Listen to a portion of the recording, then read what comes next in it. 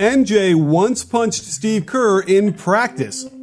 Gilbert Arenas was once held at gunpoint by a teammate in practice.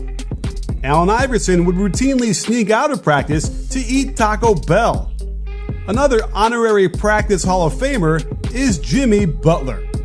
One of the most infamous practices came when Jimmy Buckets decided to prove a point to the entire Minnesota Timberwolves organization in 2018, which included cursing at coaches and front office executives mid-scrimmage. According to Butler, it was raw me at my finest, me at my purest. It didn't matter that Jimmy was playing alongside scrubs and end-of-bench guys in that game. It didn't matter that he was single-handedly demolishing the starters, which included a former MVP and one of the best big men in the league. To Jimmy Buckets, this was about much more. It was his raw self speaking out in that passionate and honest moment, communicating with every assist, steal, and block in an otherwise meaningless game. This is a ClutchPoints original of when Jimmy Butler stormed out of Timberwolves practice screaming at his GM and ready to talk trades with Rachel Nichols. The moral of this story is you can't stop Jimmy Buckets when he wants to prove a point. Drafted with the 30th pick of the 2011 NBA draft, no one really expected the kid from Marquette to be a star. But in his 6 years with the Chicago Bulls, Jimmy Butler blossomed into exactly that. By 2017, he was a 3-time All-Star and had been named to multiple All-Defensive teams. In the summer of 2017, the Bulls traded Butler to the Minnesota Timberwolves. Butler was tasked with a mission: end the Wolves' 14-year playoff drought.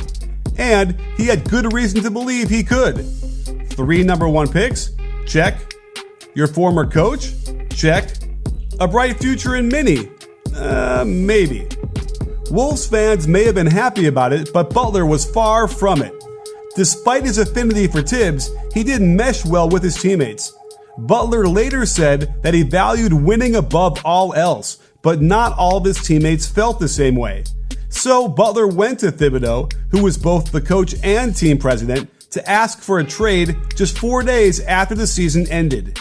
It was kept under wraps though, and reports of Butler's trade request didn't surface until months later in September.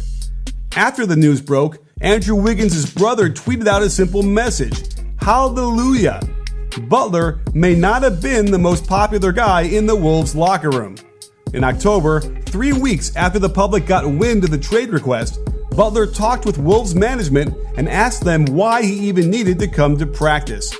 He knew they were working on deals to trade him, and he was on his way out anyway. There had even been a deal in place to send Butler to the Miami Heat just a few days earlier, but it fell through. With 1 foot already out the door, Butler felt like practice would be pointless. But one team staffer told Butler he had to come, which irked Jimmy.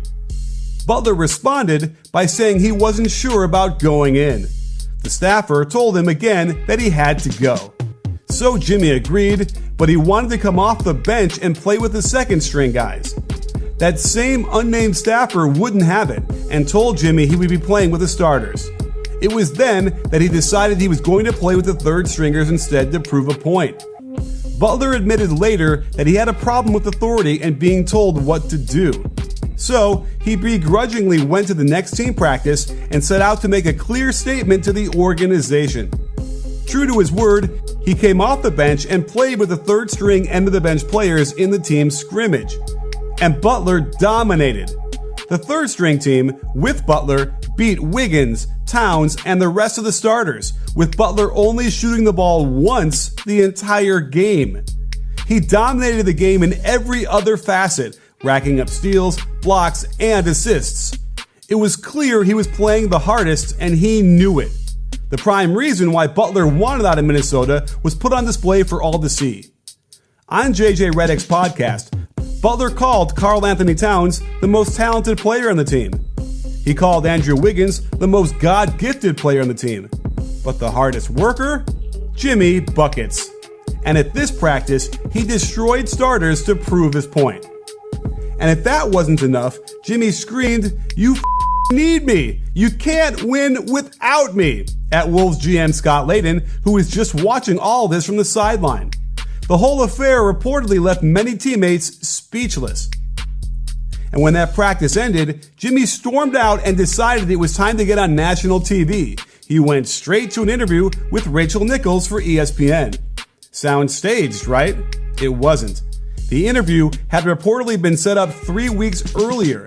This is A-grade spontaneous and raw Jimmy Butler emotion. Literally exactly what everyone needs. Nichols wanted the interview with Butler to talk about his trade request. Butler told Nichols he was finally ready to talk, and they scheduled their interview. But of course, they had to talk about the practice Butler just went through on national TV minutes after it happened. There, Butler revealed one of the roots of all the drama. "I just want to be appreciated," Butler said. Butler also said that he and management had disagreements over a contract extension in the summer. But the disagreement wasn't about the money. For Butler, it was never about the money. To Jimmy, it was about the Wolves showing some fight, some drive to win. Since day one, he hadn't gotten that feeling from the organization.